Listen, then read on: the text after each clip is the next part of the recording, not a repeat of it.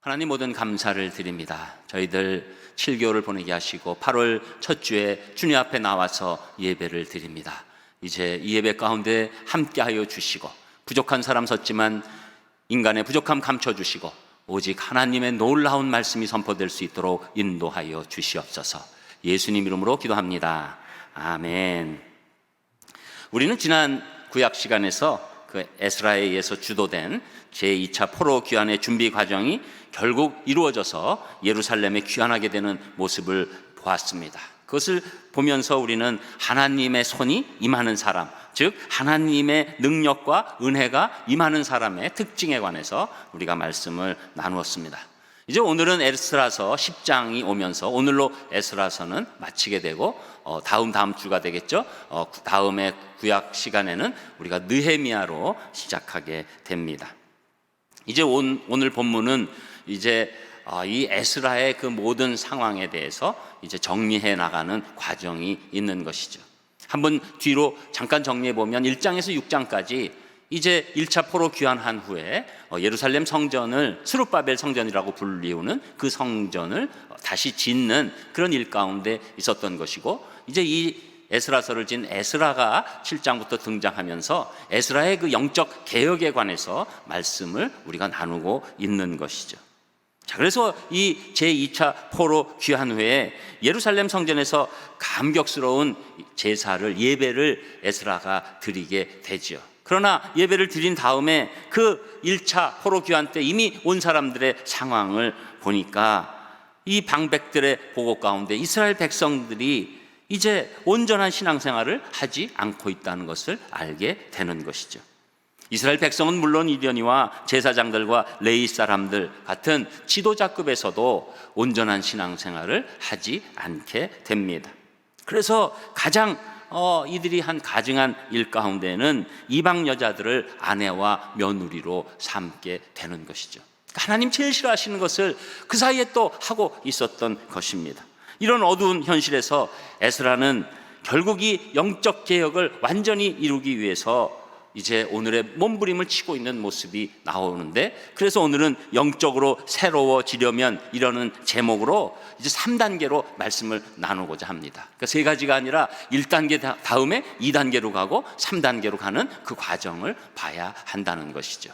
그래서 첫 번째 가장 중요한 단계가 영적으로 새로워지려면 죄악을 철저히 회개합니다 라고 말씀하고 있는데 1절에 그 말씀이 있는 것이죠. 여러분 읽으셨지만 우리 10장 1절 한 목소리로 같이 읽겠습니다. 1절 시작. 에스라가 하나님의 성전 앞에 엎드려 울며 기도하여 죄를 자복할 때 많은 백성이 크게 통곡하며 이스라엘 중에서 백성의 남녀와 어린 아이의 큰 무리가 그 앞에 모인지라. 아멘.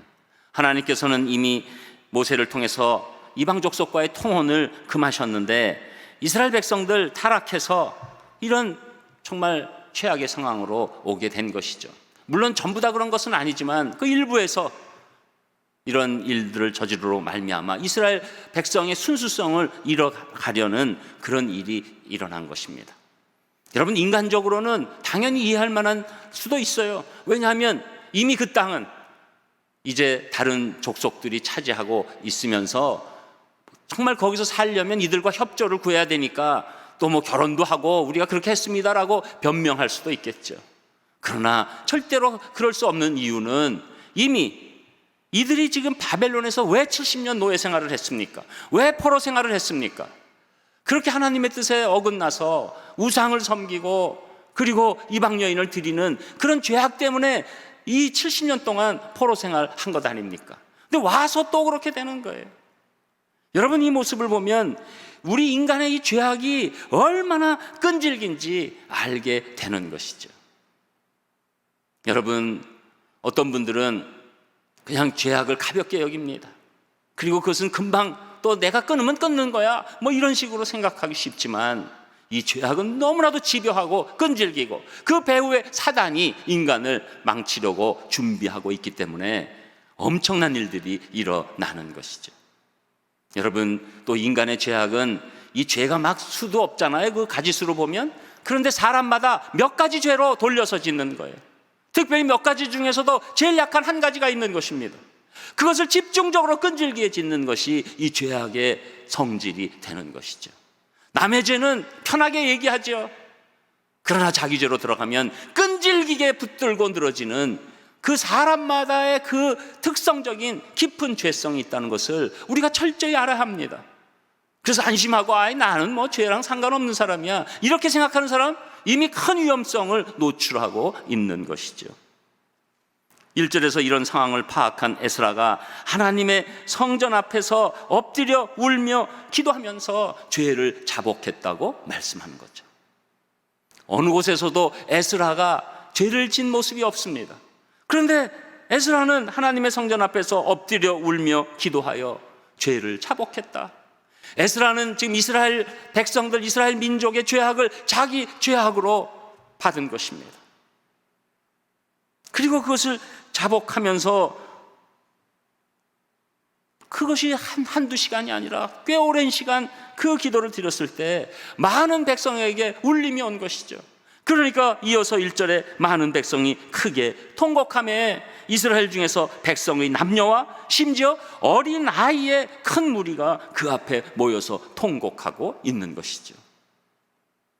여러분, 그래서 한 사람이 죄악을 철저히 회개하는 것이 진실한 모습으로 드러나면 그 회개는 놀라운 영향력을 미치게 되는 것이죠. 우리가 이제 말씀 가운데서 흔히 인용되는 그런 그 대회개하는 그런 그 공동체적인 사건의 중심에는 딱 한 사람이에요. 여러 사람이 시작하는 게 아니라 한 사람의 애통함부터 시작해서 그것이 공동체적으로 점점 퍼져나가게 되는 것입니다. 영적으로 새로워지는 첫 단추는 한 사람의 시작으로 공동체적으로 철저하게 회개할 때 이루어지는 것이죠. 만일 에스라가 이러한 상황에서 이건 내 죄가 아니지, 그리고 그러면서 회개 운동은 안 하고 결국은 다른 사람들 책망만 했다면 이스라엘의 영적 재건은 없었을 것입니다.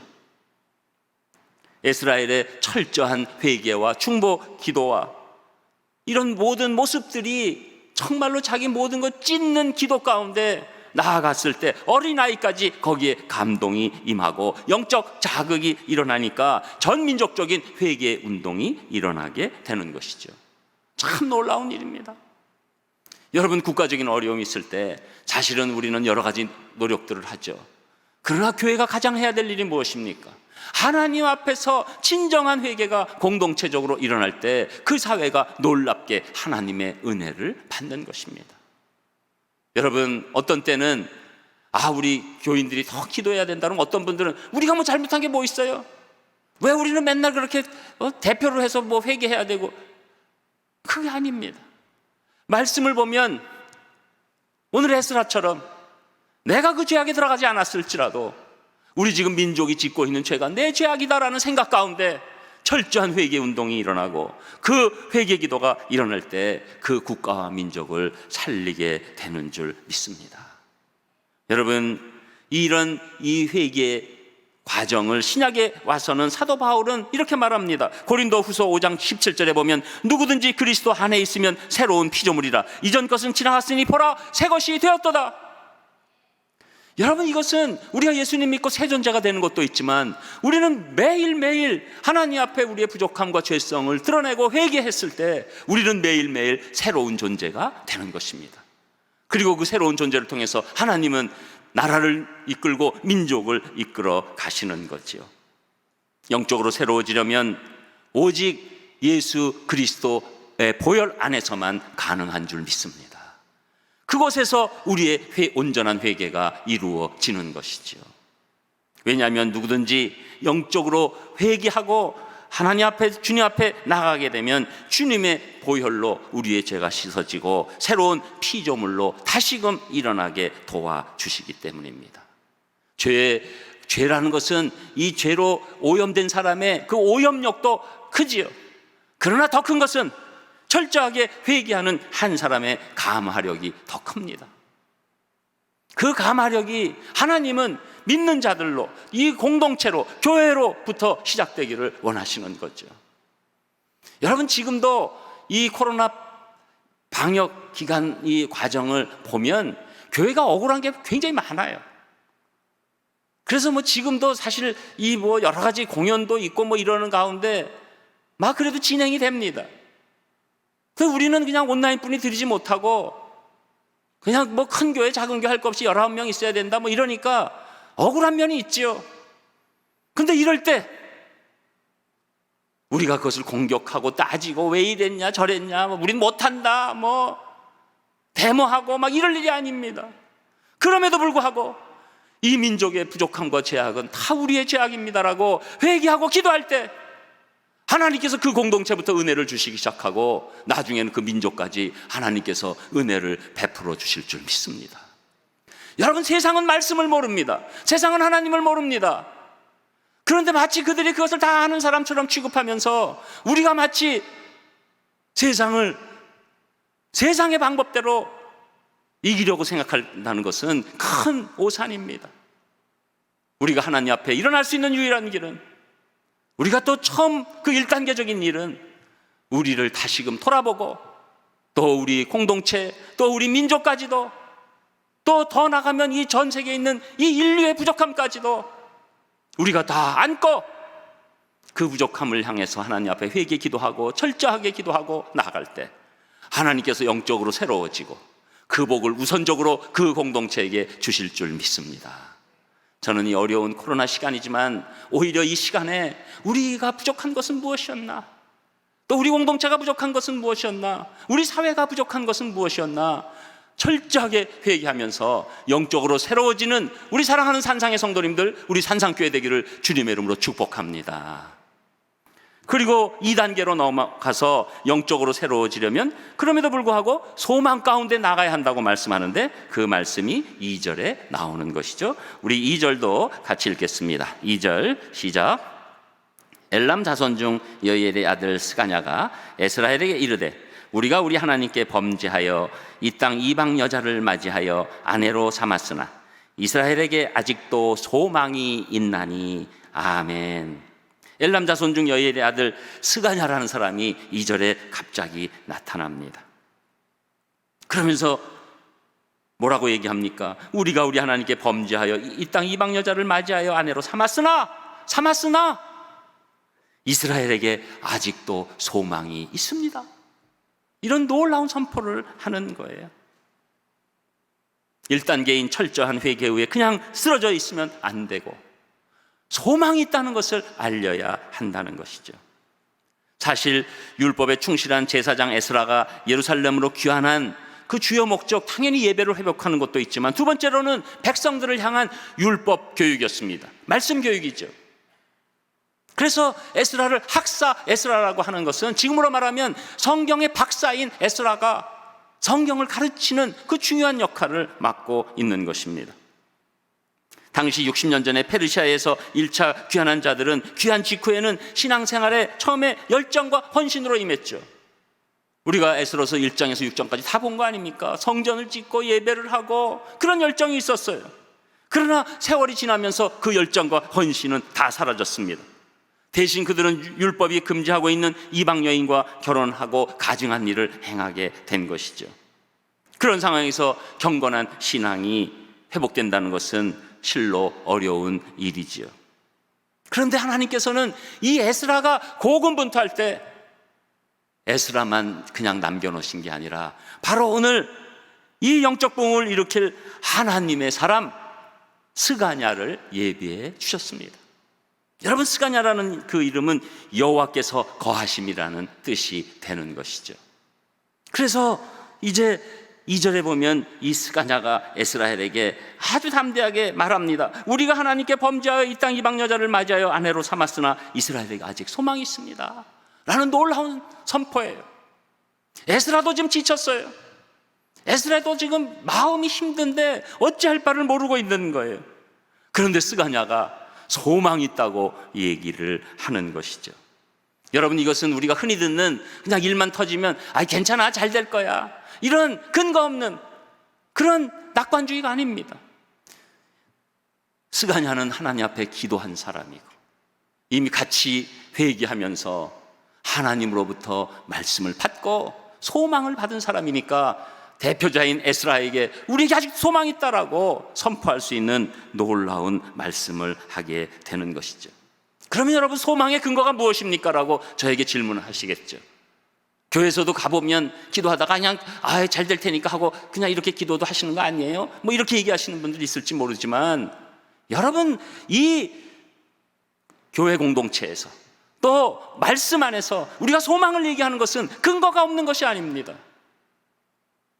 여러분, 먼저 소망이 없다는 그 상황에 대해서 우리가 알아야 합니다. 여러분, 소망이 없는 상황이 무슨 상황입니까? 다른 것이 아닙니다. 죄악 가운데 있을 때 소망이 없는 상황이에요. 죄악 가운데 있으면 소망이 없죠. 왜냐하면 하나님이 우주 만물을 주장하시고 결국은 정죄하시고 벌 주시고, 그리고 해결 안 되면 영벌로 들어가는 것이 공의의 하나님의 원리가 되는 것입니다. 그런데 스가냐는 죄를 없이 하면 소망이 있다는 것을 알았다는 것이죠. 그런데 죄를 어떻게 없게 할 수 있습니까? 죄를 없게 할 수 있는 유일한 방법은 우주 만물을 주장하시고 인도하신 하나님이 용서해 주시면 죄가 없어지는 거죠. 그러니까 죄의 용서 받는 순간에 우리는 소망으로 회복되는 것입니다. 그게 놀라운 원리예요. 여러분, 신약은 이런 얘기들을 계속 많이 하는 겁니다. 공의 하나님, 죄를 보고 그냥 두시지 않는 하나님, 처벌하실 수밖에 없는 하나님. 여러분, 많이 생각해 보세요. 하나님이 공의의 하나님이 아니고 대충 그때그때 봐서 그냥 불쌍해 보이면 괜찮아, 그리고 조금 미워 보이면 너 큰 죄이냐 이러면 그 통치 아래에 있는 모든 인간을 비롯한 이 우주 만물이 얼마나 질서 없이 막 망가지겠습니까? 여러분, 작은 공동체도 온전한 공의가 없으면, 아니 왜 그때는 그렇게 화냈다가 왜 이럽니까? 또 여러분, 우리 어렸을 때 기억에 어떤 때는 우리가 큰 잘못을 해서 오늘 아빠 엄마한테 크게 야단 맞을 거야, 그때는 체벌이 있었으니까 종아리 맞을 각오를 해야지 하는데 이상하게 두 분이 기분이 좋은 거예요. 그래서 잘못했는데 야 괜찮아, 뭐 그럴 수도 있지 인간이. 그래서 넘어갔어요. 그래서 다음번에도 그런 줄 알고 집에 들어갔는데 그냥 엄청 맞았어요. 그거보다 작은 일인데 왜 그런가 봤더니 그때 기분들이 나쁜 거예요, 두 분이. 여러분, 그런 좋은 가정에서 계셔서 그런 경험 없군요. 여러분, 부모님도 공의가 없으면 이렇게 엉망진창이 되는데 하나님이 그래 보세요. 여러분, 구약은 그 공의의 하나님을 강조하십니다. 그러나 동시에 그 죄악을 용서해 주시는 놀라운 하나님, 그분이 예수님을 이 땅에 보내셔서 우리에 대한 공의에 대한 그 처벌을 예수님에게 퍼부신 겁니다. 십자가는 공의와 사랑을 완전히 이루신 것입니다. 하나님의 속성에 그 스스로 충돌이 있었습니다. 하나님은 공의로우신 분이기 때문에 죄를 그냥 사해 줄 수 없으신 분이에요. 그러나 우리를 사랑하셔서 죄를 사해 주고 싶은 유일한 길, 자기 아들에게, 죄 없는 아들에게 죄악을 퍼부어 주시는 겁니다. 그래서 십자가는 사랑과 공의가 만나는 곳이니까. 에베소서 2장 12절에 이렇게 사도 바울은 얘기합니다. 그때 너희는 그리스도 밖에 있었고 이스라엘 나라 밖에 사람이라. 약속의 언약들에 대하여 외인이요 세상에서 소망이 없고 하나님도 없는 자이더니. 그런데 누가 오셨다고요?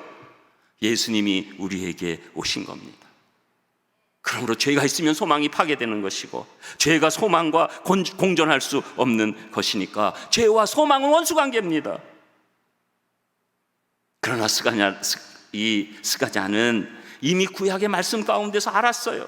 시편 130편 3절 4절에 보면 여호와여 주께서 죄악을 감찰하실진대 주여 누가 서리이까. 그러나 사유하심이 주께 있음은 주를 경외케 하심이니이다. 사유하심이 뭘까요? 용서하심. 그렇게 바꿔 읽어드리면 여호와여 주께서 죄악을 감찰하실진대 누가 서리이까. 그러나 용서하심이 주께 있기 때문에 우리가 주를 경외합니다. 여러분, 죄로 소망이 꺾여도 죄를 용서하시는 하나님이 임하시면 우리에게 소망이 오는 줄 믿습니다. 여러분, 그래서 결국은 인간의 문제는 죄의 문제고 이 세상의 모든 낙심과 이 절망의 문제는 죄의 문제가 되는 것이죠. 그래서 오늘 다시금 이 스가냐는 죄의 사유하심이 하나님께 있기 때문에 소망을 가지세요라고 자기가 지금 이 말씀의 박사인 에스라에게 할 입장이 아니지만 하나님이 놀라운 은혜를 스가냐에게 그 이름대로 하나님이 거하시는 그 놀라운 뜻이 임했을 때 담대하게 얘기하면서 힘을 줄 수 있는 놀라운 사람으로 인도해 주신 것입니다. 그래서 우리가 예수 그리스도 안에서 죄사함을 받을 수 있고 참된 소망을 가질 수 있게 된 것입니다. 그래서 디모데전서 1장 1절에 우리 구주 하나님과 우리 소망이신 그리스도 예수라고 표현하고 있는 것이고, 그리고 데살로니가 후서 2장 16절에 보면 우리를 사랑하시고 영원한 위로와 좋은 소망을 은혜로 주신 하나님 우리 아버지라고 얘기하고 있는 것입니다. 저는 여러분들 지금 우리가 2단계로 나갈 때 여러분 하나님 앞에서 우리가 예수 그리스도를 의지해서 다시 한번 죄사함의 은혜를 잊고 더 아름다운 소망 가운데 들어가시기를 주님의 이름으로 축복합니다. 그래서 여러분 크리스찬들의 특징은 죄가 왔을 때 꺾이는 것이 아니라 죄를 철저히 회개하고 소망으로 들어가는 거예요. 우리가 부모님의 깊은 마음을 알면 용서해 주실 줄 알기 때문에 뻔뻔해도 가서 들어가는 거죠.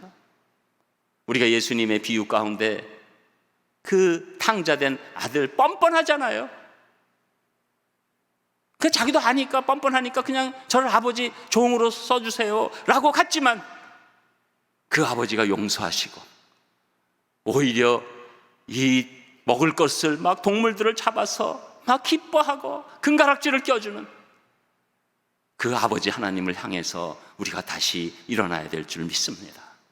저는 우리도 부족하고 우리 민족도 부족하고 온 인류가 다 부족한 가운데 있지만 우리가 회개하고, 그러나 거기서 꺾이는 것이 아니라 소망을 갖고 나가서 하나님께서 우리를 새롭게 만드시는 체험이 여러분에게 있으시기를 주님의 이름으로 축복합니다.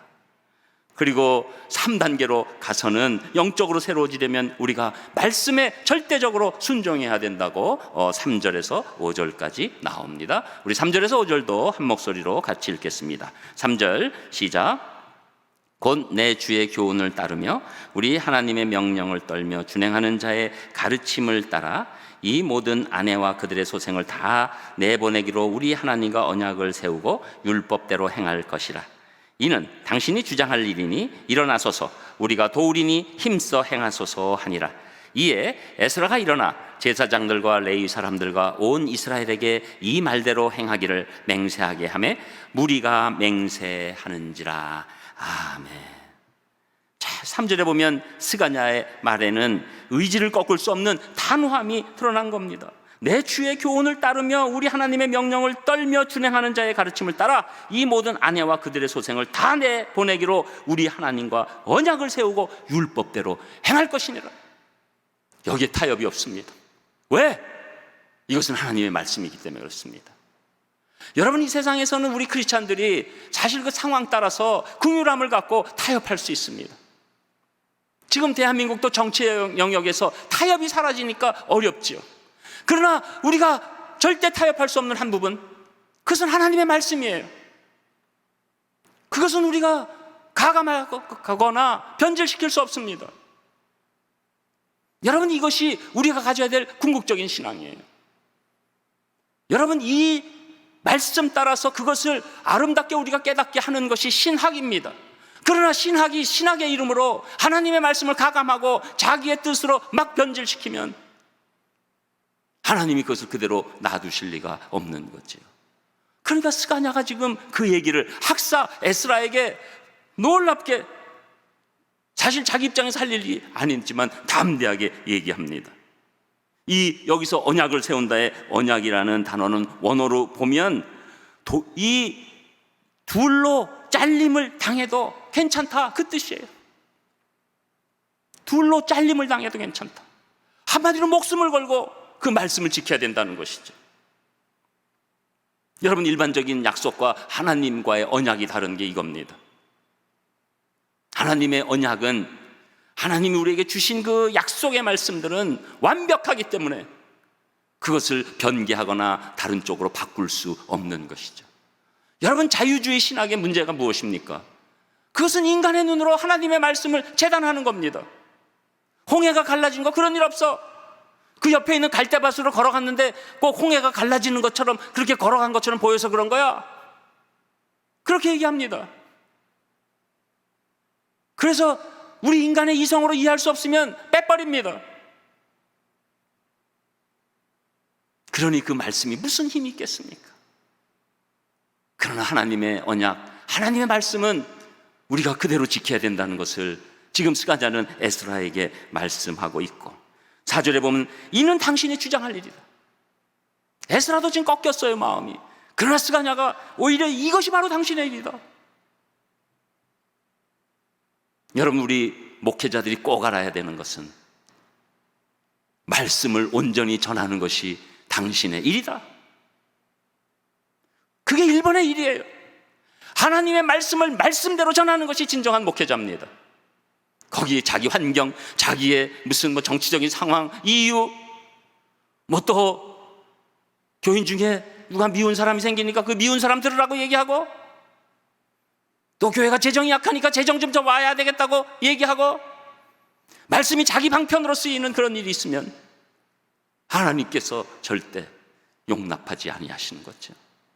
여러분, 그렇게 되면 결국은 교회 공동체가 자기도 모르는 사이에 무너지게 되는 것입니다.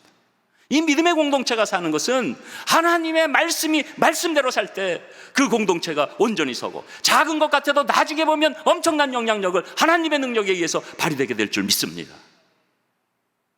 여러분, 오늘 그것을 에스라에게 스가랴가 독려하고 있는 것이죠.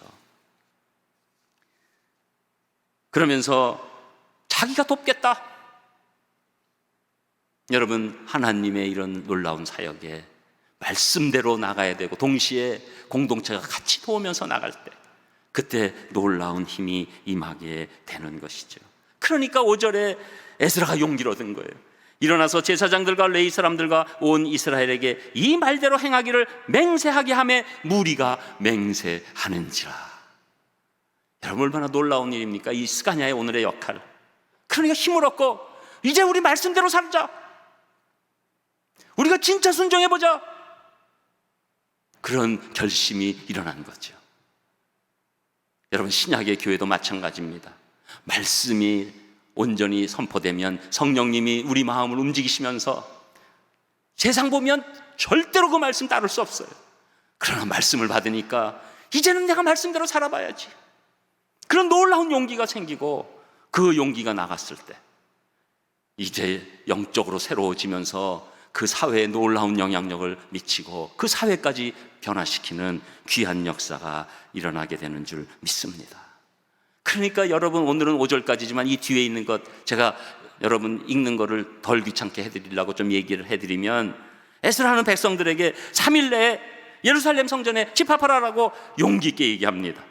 10만 명이 너무 세게 얘기하니까 무서워서 나왔어요. 예루살렘에 오지 않는 사람들, 몇몇 사람들에게는 가산을 뺏는 그런 엄청난 용기를 에스라가 보이게 되니까 그냥 막 다 모인 거죠. 처음에는 형벌이 무서워서 10만 명이 3일 안에 집합했습니다. 그리고 에스라가 당장 이방 여인을 쫓아내라 라고 명령할 때 하늘에서 엄청난 소낙비가 내려온 거예요. 그러니까 방백들이 이 소낙비가 너무 많아서 이 학사 에스라님, 이제 이거 하루아침에 할 수 있는 일이 아니니까 3개월 동안 우리가 철저히 조사해서 그 다음에 이 문제를 해결했으면 좋겠습니다. 그 3개월을 준 거예요. 이게 하나님의 은혜예요. 말씀대로 순종하면 하나님께서 또 은혜를 베풀어서 3개월 동안 알아서 지금 문제를 해결한 사람들이 나왔고, 결국 해결하지 않은 사람 113명만 남은 겁니다. 10만 명 가운데. 여러분, 말씀대로 순종하면 우리가 상상하지 못한 역사가 일어나는 줄 믿습니다. 그러니까 113명에 관해서 처리만 하면 돼요. 맨 처음엔 사실 이 10만 명 중에서 그냥 막 여기저기 안 낀 사람이 없었던 거예요. 몇십 년 왔으니 당연히 그렇겠죠. 몇 년만 그런 시간이 있어도 엉망이 될 텐데 몇십 년이니 이 안 낀 사람이 없었을 때 결국은 113명이 드러나고 그 문제를 온전히 치리하게 되는 그런 귀한 일이 일어나게 됩니다. 여러분, 우리 믿음의 사람들은 꼭 알아야 합니다. 사람이 멸망할 때는 하나님을 반역하는 쪽으로 가게 돼 있어요. 그런데 나중에 보면 형통의 때는 하나님의 말씀에 완벽하게 순종할 때, 그때 형통의 때가 오게 되는 거예요.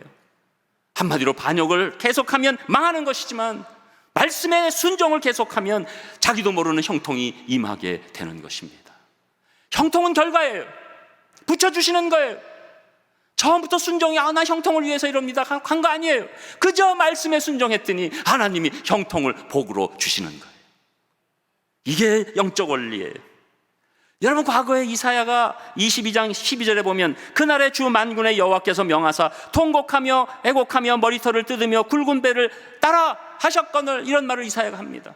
그러니까 지금 너희들 통곡하고 회개할 때라고 이스라엘 백성에게 얘기해 줬어요. 그랬더니 13절에 이사야가 또 뭐라고 얘기합니까? 이들의 반응이에요. 너희가 기뻐하며 즐거워하여 소를 잡고 양을 죽여 고기를 먹고 포도주를 마시면서 내일 죽으리니 먹고 마시자 하도다. 하나님이 죽이시겠다고요? 죽이세요. 그 대신에 나는 오늘 먹고 마시고 나 하고 싶은 대로 다 하고 살다가 죽을래요. 망하는 길이죠. 멸망의 길이죠. 사단이 주는 길이죠. 이때 이사야의 말씀대로 애곡하고 통에 자복했으면 이들에게는 놀라운 형통이 임했을 텐데 그걸 견디지 못하니까 마음대로 하세요.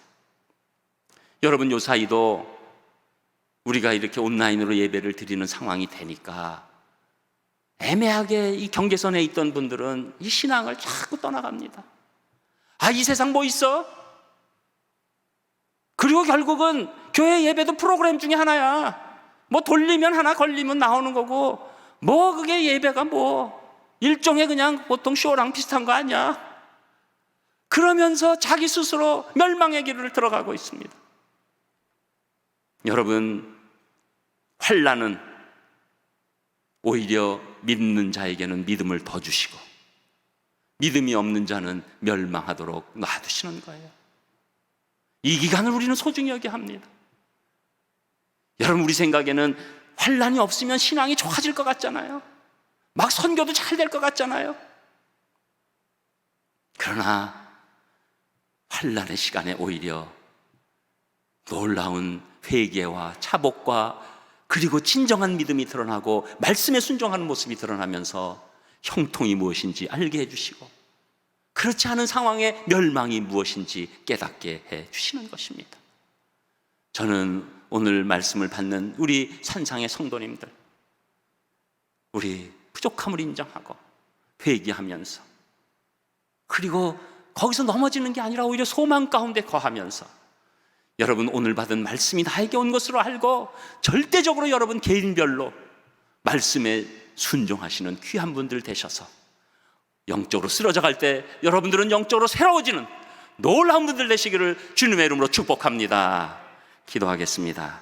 하나님, 감사를 드립니다. 오늘 에스라서를 마치면서 진정으로 우리가 새로워질 길을 보았사오니 저희들 세상에 휘둘리지 않고 진정으로 하나님 앞에 회개하면서 진정한 소망으로 나아가면서 진정한 순종이 있을 수 있도록 인도하여 주시옵소서.